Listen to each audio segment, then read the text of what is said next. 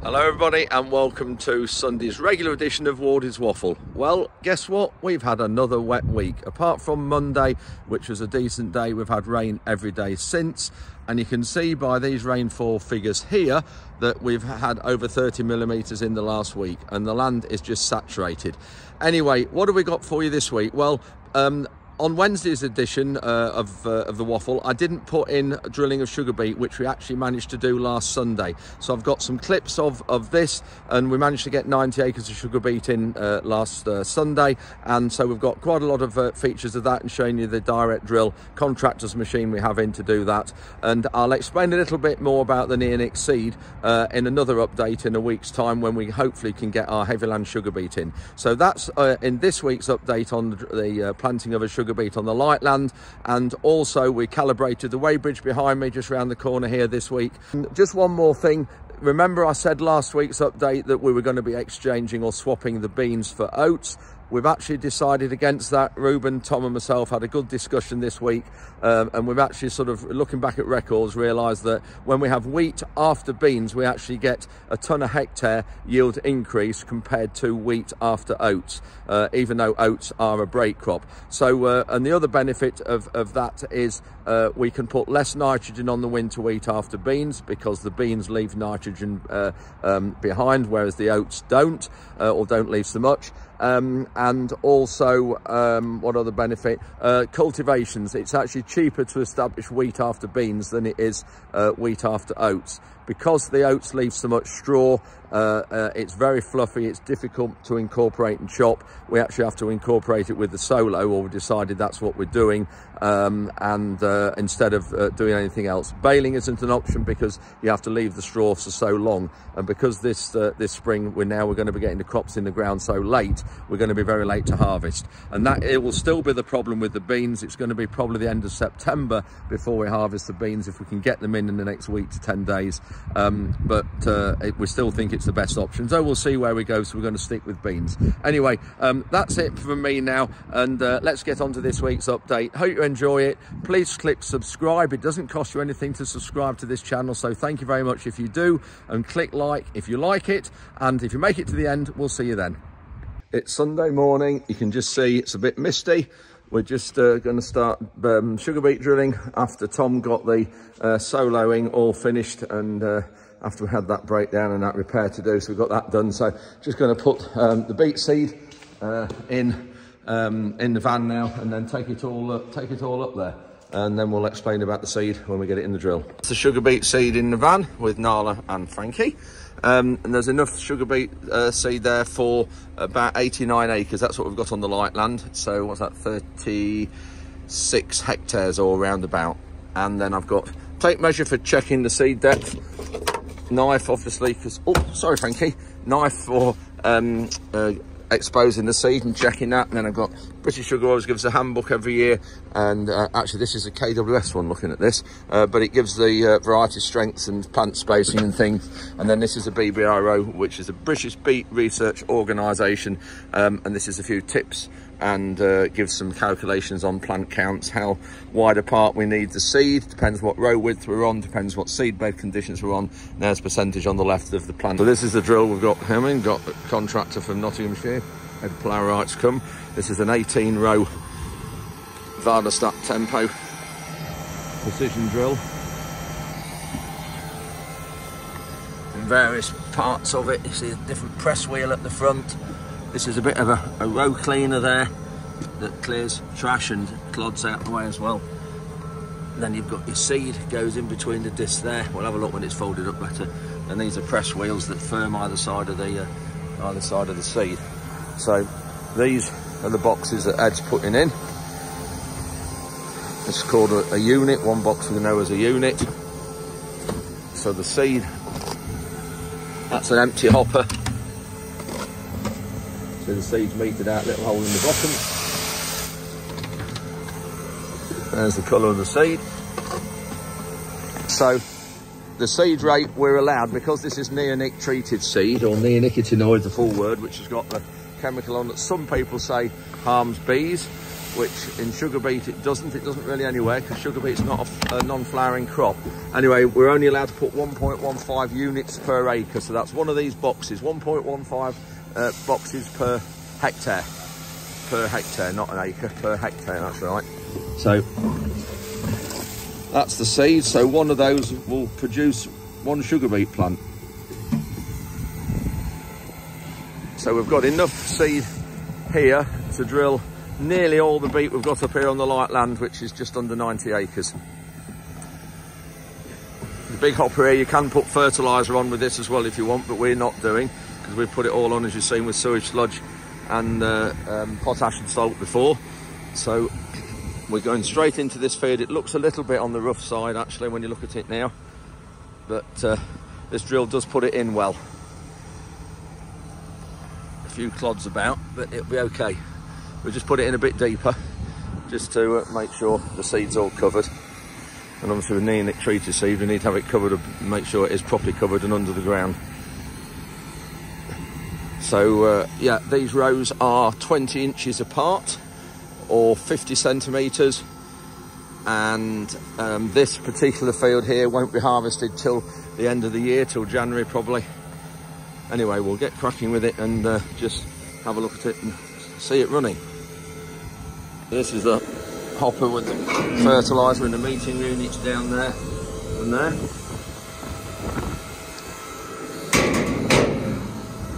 You can see Ed's got the tractor really well kitted out. Twin wheels at the front. There's a big gap there because that's where one of the rows of sugar beet run, in the middle there. And the same in the back. There's 4 clamps there holding the wheels on. You can see there's a hook on the main, there's a hook there on the main tractor wheel.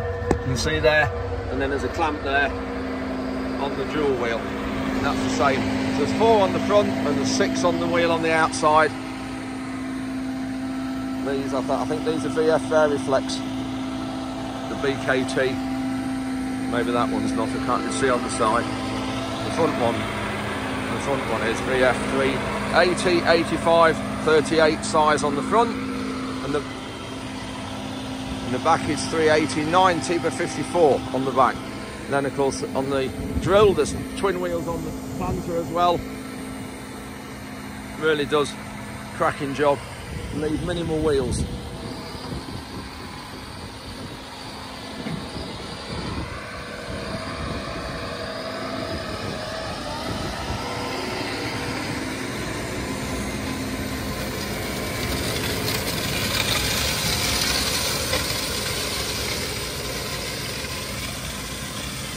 Yeah, it's a little bit open that slot is, so we need to just change that a little bit and do something. Just a bit tacky for what we'd have liked. Because of the breakdown we had with the Solo, it hasn't had time to dry from Tom finishing it to Ed starting drilling.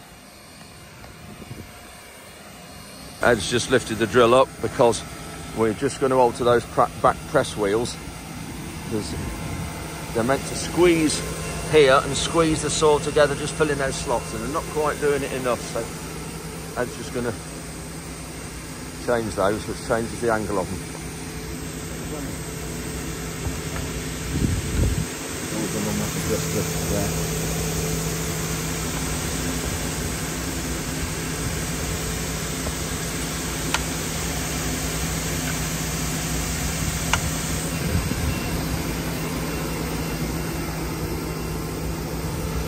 So we've found some seed. You can see there's one, there's another, there's another. So that's it, we've just altered those back wheels.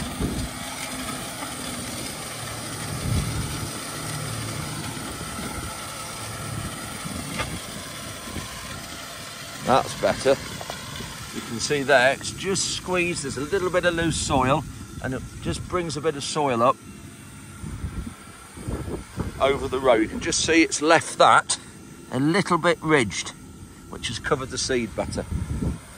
Just been having a bit of a discussion about seed depth and spacing, whether we're too deep or not, but on the outsides of the fields where we had the sludge spreaders turning. We've got mice come out the hedge that get the seeds. I think we're just going to keep it a bit deeper, but we are 1.15 units a hectare. That's boxes, so that's around about 17 centimetre spacing. There you are, you can see the seed. There's one there I've uncovered, another one there, and there's another one soil's just fallen on it. But yeah, a bit deep, but we're going to leave it like that for the headlands. You can see there, it's, what's that, probably 1.5 inches deep, something like that. So it's plenty deep enough, but it'll be all right just for the outsides of the fields. Those of you who grow sugar beet might think this is a bit rough and cloddy, and it is just a little bit, to be honest. It's a bit stickier than we'd like, but you can see there, but we can't do anything about this. And he's only going the same way as Tom's done the headlands, just for the outsides, and then when we get in the field, it'll be a bit more of an angle. You can see there, the right there, the rows go that way, on the left here they're cutting that way. You can just see there. So when he gets to here, then the drill will be running at a slight across these ridges, which will be better. But soil conditions here much better here. Just having a look at one or two of the songbird feeders we've got. This one's taken some hammer, a lot of millet on the floor there, and some wheat there.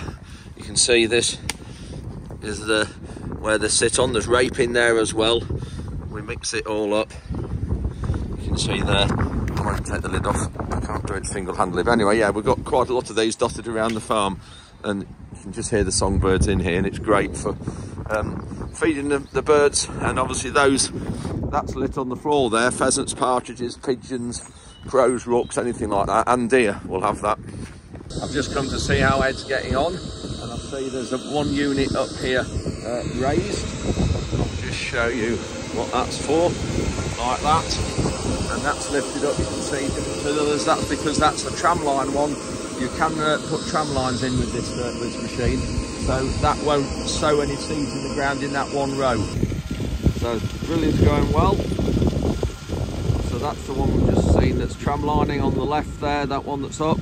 And then there's 3 rows under the sprayer, and then it's the 4th one along from the one that's lifted up is the other one that's tram lining. So just so we know, there'll be no seed obviously planted in those gaps, but we won't know and see them till it comes through, and it'll need 1 or 2 herbicides spraying weeds so we can see. So to mark it, because I've got a can top there, so we've got those all along the field, we'll have them. So we've got, that's the centre row under the sprayer. There's 3 rows under the sprayer.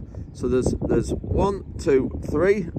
So there's 3 rows under the sprayer. 1, 2, 3. And there should be one there, of course, but you've seen the unit's up. So there's no seed being put in there. But because of 32 doesn't fit into 9, that actually is down that row, but there's no seed coming out that unit. So that's just typical. We've got that all the way along. You can see those from the sprayer cab. This is the edge of the field. You'll be able to see that one all along. And the GPS on the sprayer, we're still on the old sprayer, obviously, when we come to do this first time, but hopefully when we get the GPS on the new sprayer with having Green Star on it, it'll be a lot better than the Trimble that we've got in at the minute.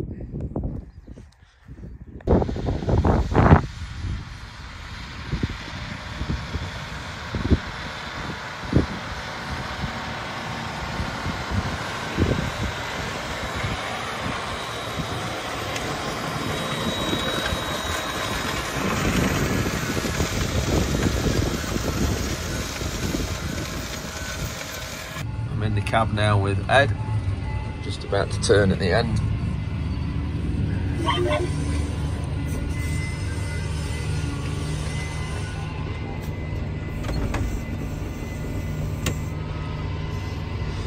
Not many more runs to do before this field's finished. 57 acres, or about 23 hectares.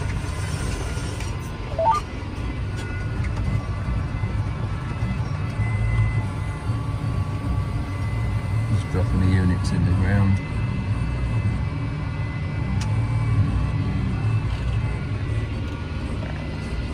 What speed are you doing at? 9 point something? Yeah, 9.8. 9.8. That's the John Deere screen there. Can't quite see from the light.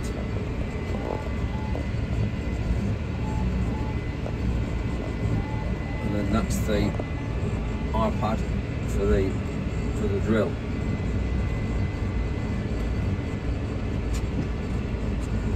The bottom line, there all the units are there. Those are ones. Yep. There are all the units. So when one's tram lining, what's it? That one is now. And 2 there, yeah.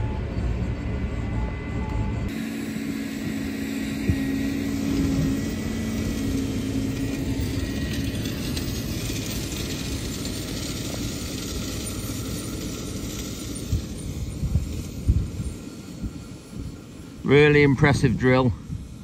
Puts the seed in exceptionally well.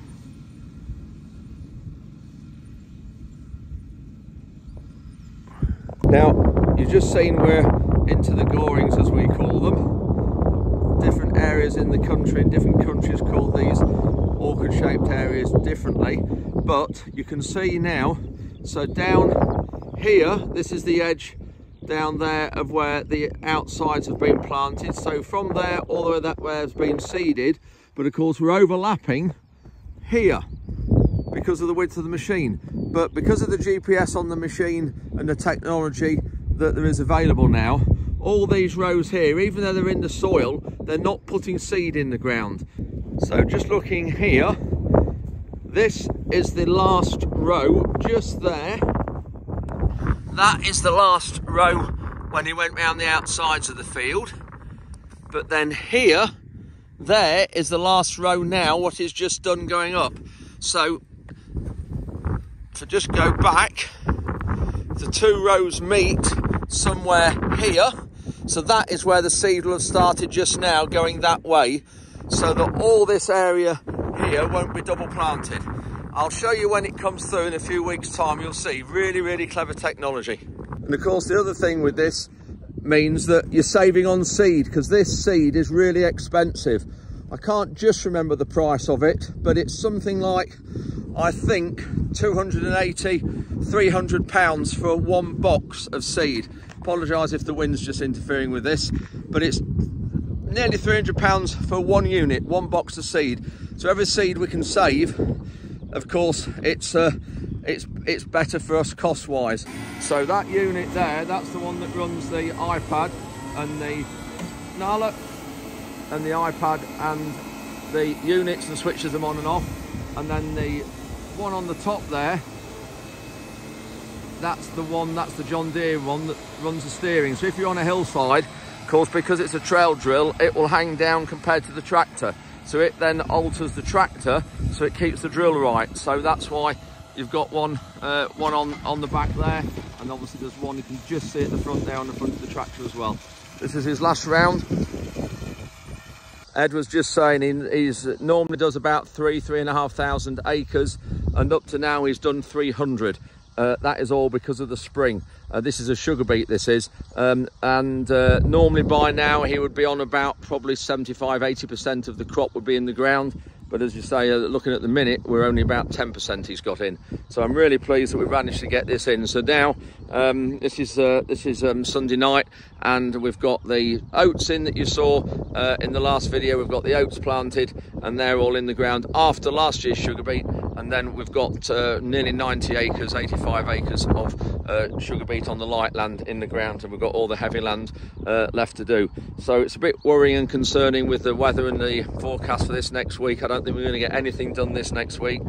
And once you get to the 1st of April, the yields start to drop. And then the further into April and towards the end of April, I should say, the daily yield decline is probably double at the end of April to what it is at the beginning of April. But there's nothing we can do about it. One of those things. Got Nala here looking as well. She's brought a ball with her. Wants me to throw it, which I'm not going to do. I'm trying to get her out of the habit of chasing the ball. And anyway, yeah, so pleased to get this in. And normally we have rolled these from times. It's very difficult with sugar beet to know whether you get it right or not. If it talks of very, very dry weather and no rain at all, and it's dry when we put the crop in the ground, we'll roll it.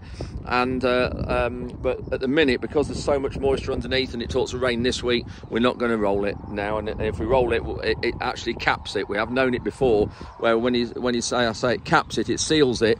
And then you have to re-drill it as well, because the cap is like a crust on the top and it stops the seed from coming through the ground. Anyway, pleased to get this in the ground, but just concerning for all the heavy soils that we've still got a lot of crops and a lot of work to do.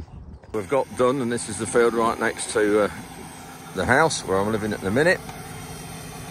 So Ed's just emptying all the units out. There's a little bit of seed in, but not much. Oh, hardly any right in the very bottom.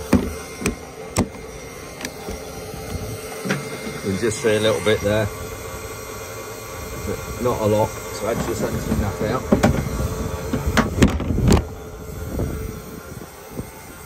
So when you're altering the depth, if you want to go deeper, that's what you alter.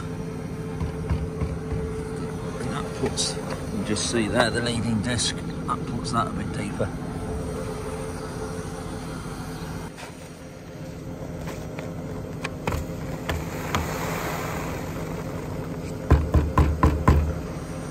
Not a lot of seed in each unit, but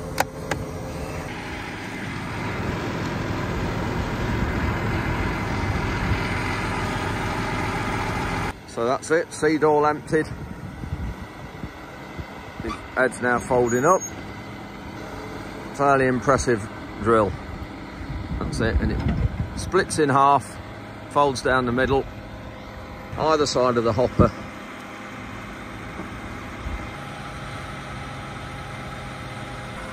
Folds really narrow for transport.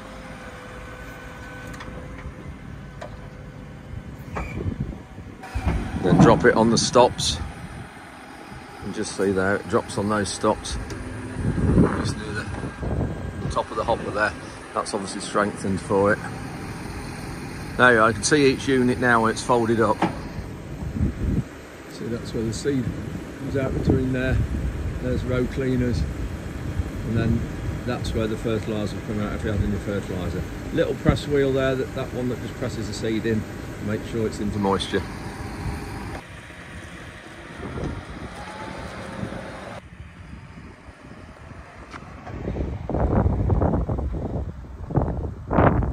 It's Monday morning, looking at the barometer settings. That's where it was yesterday, hence the decent weather. We're now here, I'll just tap it and see what happens. Dropped a little bit, so we'll put that to there and see what happens next time we look. So this is what you've seen us building in the workshop, and some of you have guessed right. It is the Juliet balcony for our bedroom of the new house. So it's now going to be shot blasted. See, there's all the brackets. Made a nice job Ian has doing this. Got a nice curved top to it. You can just see the rail there. And then we're just going to, here, you can see, here we're just going to, when it comes back, fill this in with some mastic. Otherwise that will where it'll start to rust. I haven't welded all of that, obviously, because it will twist it badly. Ian had a big job as it was stopping it twisting. So yeah, all ready to go to be shot blasted, and then it's going to be powder coated in the same colour anthracite grey as the bifold doors at the end. Avery are here. These are the Weighbridge people calibrating the Weighbridge, and they bring their own little forklift, and they've got all these weights that they lift off to test all the corners and everything. They're all known weights. Jamie's in the Weighbridge office there. I'll have a word with him in a minute.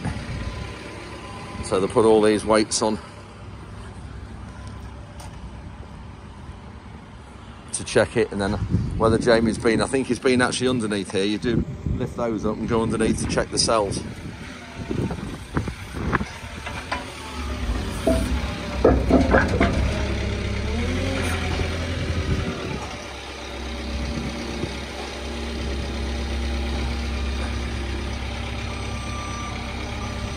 So Jamie comes regularly to do this, only lives nearby. So what have we got here, Jamie? You've done all these. From the 0 test, yep, up to 4 tonne, 8 tonne, 12, 16, it's accurate. Yep. Within where it's bob on. Yep. And then the next test will be the empty lorry. It will then put the 16 tonne back on the empty lorry. Yeah, that's these weights. Yeah, that's it, yeah. Yeah. Calibrated, and then he'll put the forklift back on, so everything that's been weighed already,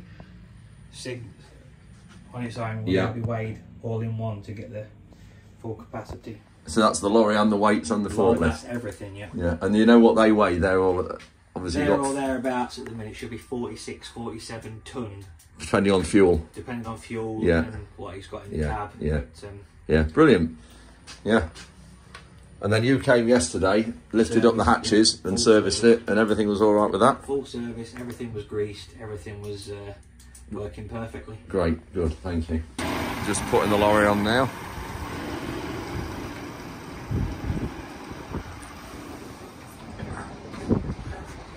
Check that. So just putting the last of the weights on.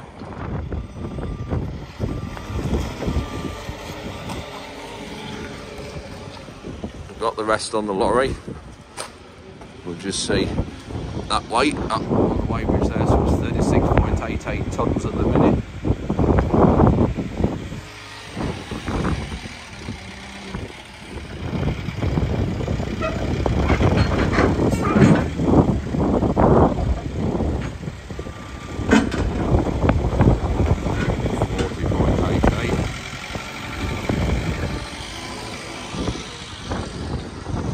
See each of those weights weigh 1,000 kilograms, which is a tonne.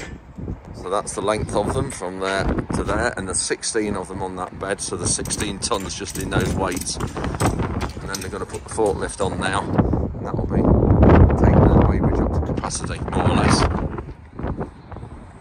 Just lowering the ramps down.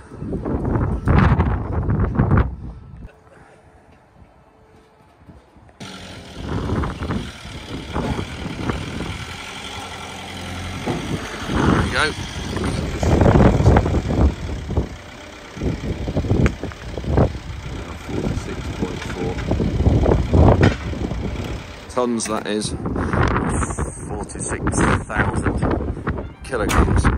So it's just pulled off the weighbridge, and that has gone to 0. So brilliant, all calibrated, ready for harvest. Last year it wasn't done before harvest, so this is why they've come early, and luckily Jamie in here, who I know who only lives at Sleaford, managed to get sorted with it and get them here early, so that's great. And just say, so this is the date on it, so we know when it was. Yeah, I'll put mate. Right, brilliant. Yeah, thanks, Jamie. Perfect. It's Friday morning, barometer check time. We can see it's moved up. Just tap it. Oh no, that's all right. It hasn't moved anymore. Let's move that up so it shows from yesterday. Pressure's increasing, ready for the fine week ahead. Next week that the forecasters are saying is on the way. So I hope you found that interesting, looking at how we establish sugar beet. Thank you very much for watching, and we'll see you midweek.